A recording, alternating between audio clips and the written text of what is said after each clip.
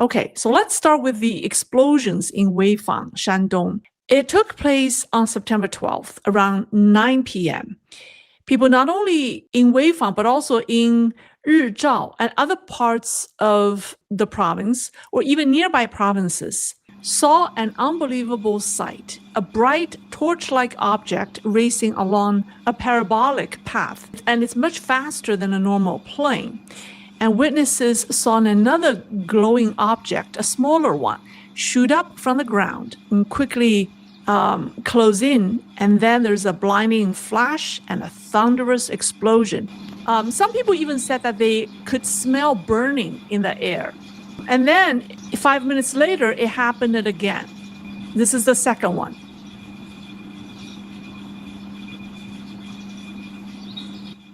And then they're from different angles, close up.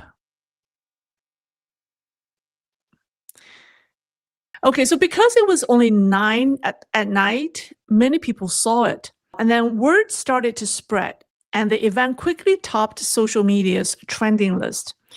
Chinese media widely reported it. When reporters called Weifang's Emergency Management Bureau, they first said they had no information, then changed their tune to say they'd received a report but hadn't gotten anything from the investigation. So to this date, neither the military nor civilian authorities have given a formal explanation. Some state media tried to avoid naming Weifang, the city, in their reporting and only mentioned Shandong province. The official silence fueled speculation. Was it a weapons test, a missile intercept, or even a UFO shootdown?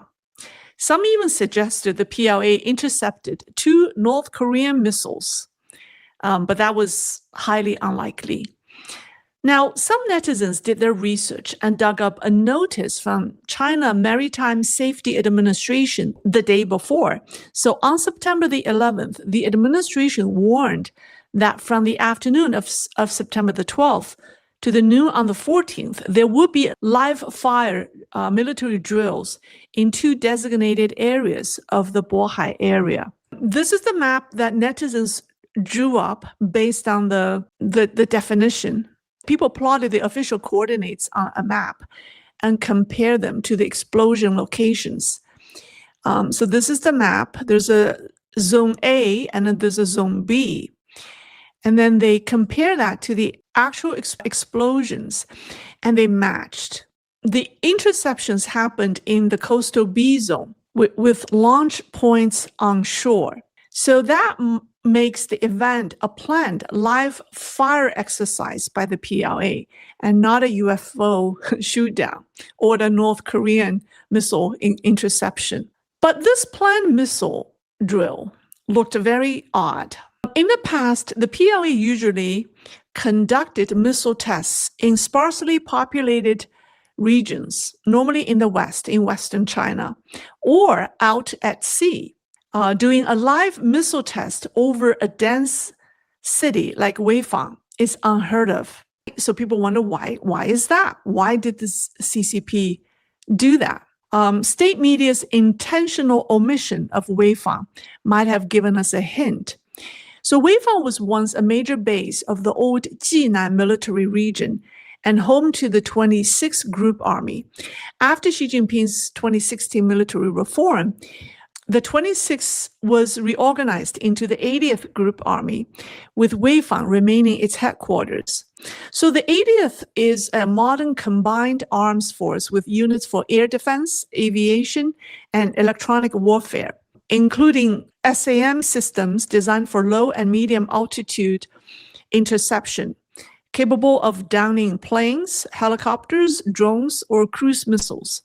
So the capabilities of this unit, based in Weifang, match the scenes witnessed in the city in the evening of the 12th. So here's the real question. If this was really a scheduled drill, why would they hold it so closely to the city, but kept it as a secret? Because this risked unnecessary public panic.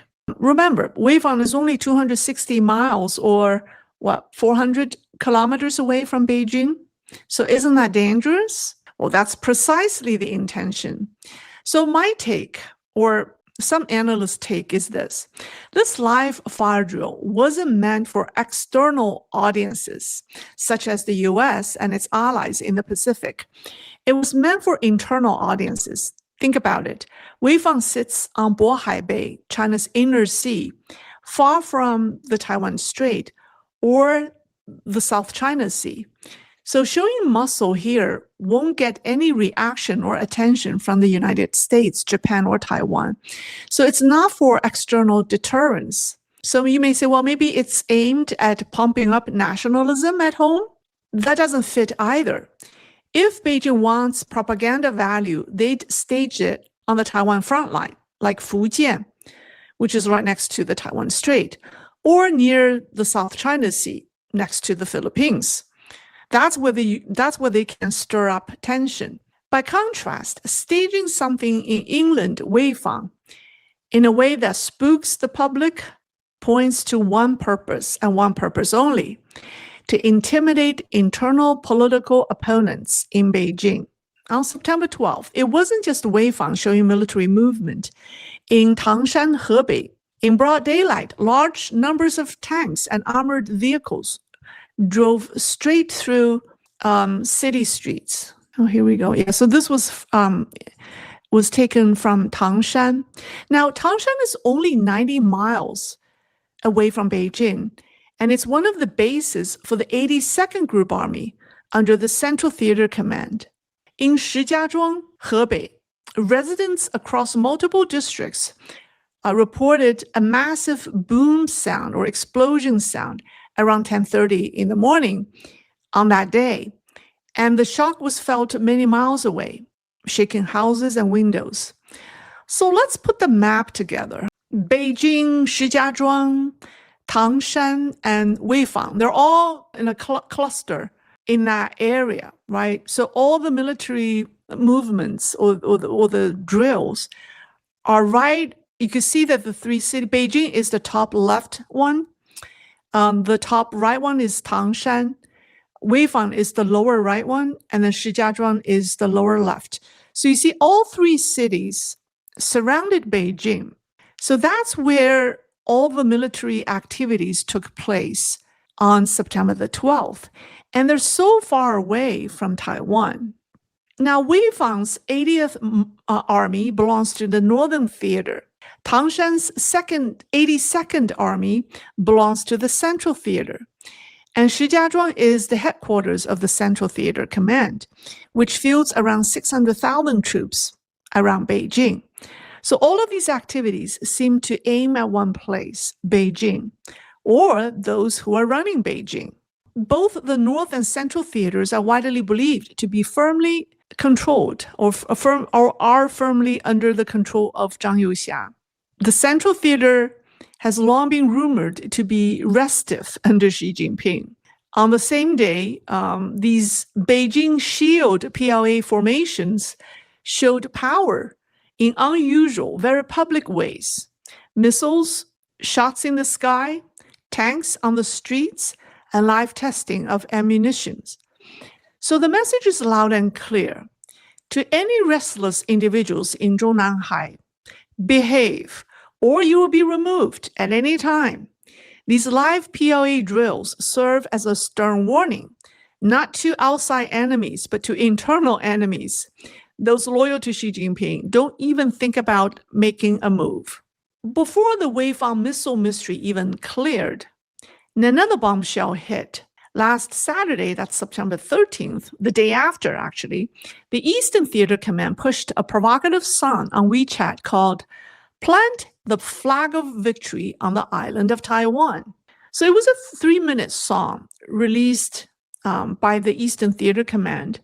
And it said that they want to use the song to forge courage, use oath to fire up combat skill, and use the song to rally breakthrough power. The video also shows amphibious landings, island seizure drills, and missile launches, and with repeated shots of Taiwan 101 and other Taiwan landmarks. Now, the PLA's Eastern Theater is the one responsible for Taiwan operations. So the release of such a provocative song caused wide speculation. Meanwhile, there are also widespread claims that inside China about the CCP's plan to take Taiwan before 2027 by force. So put together the visuals, the music, the movements, and the timing. The message is very clear. It is a warning and war mobilization targeting Taiwan. But here's the question. Is it real? Who is behind it?